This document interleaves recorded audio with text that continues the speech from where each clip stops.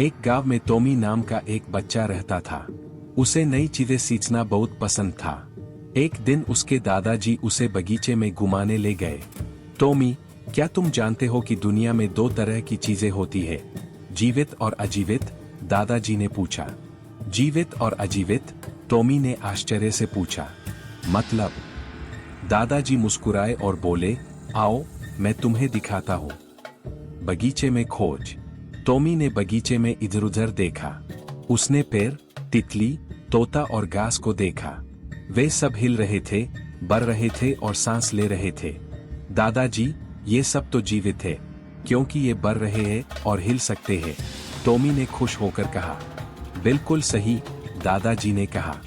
जीवित चीजें बढ़ती है, सांस लेती है, खाना खाती है और नई चीजें पैदा कर सकती है। फिर टॉमी ने पत्थर, लकड़ी की बेंच और पानी की बाल्टी को देखा। ये तो नहीं हिल रहे, न बढ़ रहे हैं और न ही खाना खा रहे हैं। क्या ये अजीवित चीजें हैं? टॉमी ने पूछा। हाँ, बहुत अच्छा, दादाजी बोले।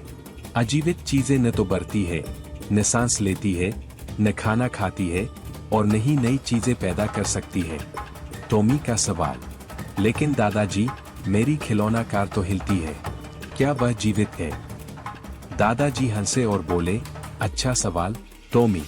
खिलौना कार तब तक नहीं हिल सकती जब तक तुम उसे धक्का नहीं दोगे, लेकिन एक असली घोड़ा बिना किसी के धक्के के दौड़ सकता है। इसी तरह कुछ चीजें हिल सकती है, लेकिन वे जीवित नहीं होती।